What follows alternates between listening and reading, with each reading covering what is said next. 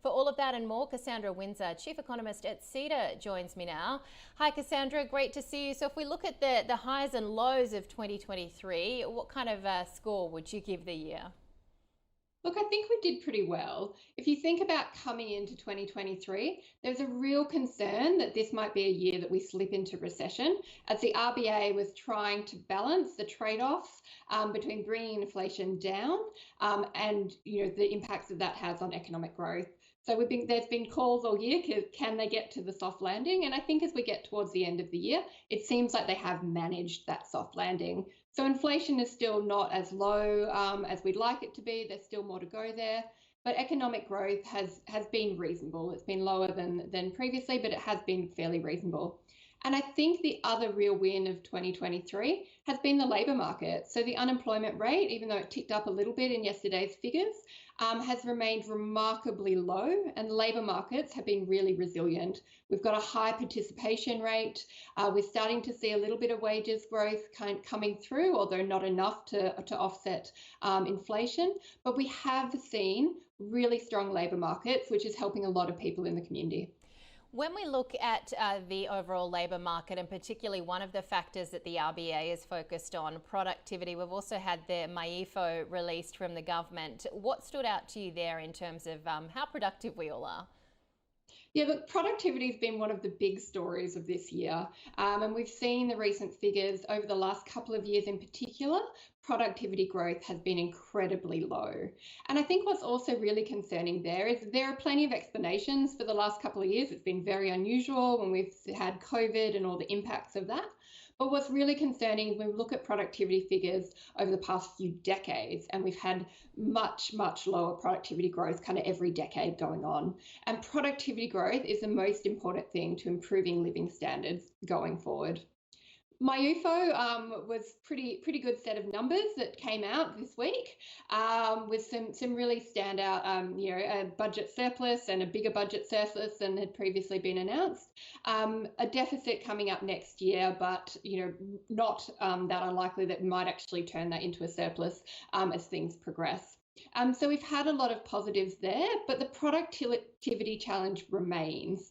And it's something that we absolutely need to be focused on going forward so that we can shift the trajectory around productivity. So we need to make sure that we've got the right skilled workers, that we're taking advantage of digital opportunities, that we've got tax and regulatory settings right so they're not a burden on businesses looking to invest.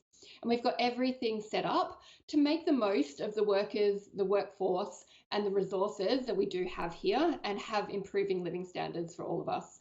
Well, speaking of in terms of what we're seeing with the overall jobs numbers, and a lot of that has been propelled as well by migration, I guess. That was a key theme. In fact, somebody I spoke to earlier this week said 2023 was the year of migration. We're probably not expecting the same numbers in 2024, but just tell us what your outlook is there and how much migration has played a role in the economy. So migration has been huge this year. So we've seen that real bounce back. It was a bit of a delayed bounce back, but we've seen that real bounce back from COVID in 2023. And that's been particularly strong in international students. We've had essentially first, second, third year students all coming into Australia at once, rather than spreading out over a few years, and also those returning students not going home because they've all come at once. So that's what's behind the really big surge in migration this year. Some of that will just naturally work its way out of the system as people start leaving and we get back to more normal settings. So we don't expect to have the same level of migration next year. And we have seen the government's new migration strategy come out, which does suggest we're going to have a bit of a step down in migration over the next couple of years, but also importantly, really underlines how important migration is to our economy going forward. When we look at the things that are coming, we've got aging population, we've got the energy transition, we've got these challenges with productivity. Migration is actually crucial to all of those, to getting the right people in Australia with the right skills and making the most of those skills when they're there. So a lot around the migration strategy and around migration is around making sure we're getting the right people with really good skill sets, and that when they're here in Australia, they're working at the top of those skill sets, sharing knowledge, innovation, and improving the productivity of Australia. Cassandra, when we look ahead to 2024, I mean, we're going to be only 6 years away then from 2030 and even closer to the net zero targets of 2050. Tell us about the energy transition decarbonisation goals. So, look, the energy transition, I think, did ramp up a bit this year, but not enough. And if we've got any chance of meeting these net zero goals, we really need to do another step up in 2024. That's going to come from the community, from businesses, but also really importantly from government. And I think one of the really important things around the energy transition and the work that we need to do there is that we have to remember that this is happening globally, which means there's huge competition for workers, particularly the skilled workers in this space that we desperately need to meet our goals.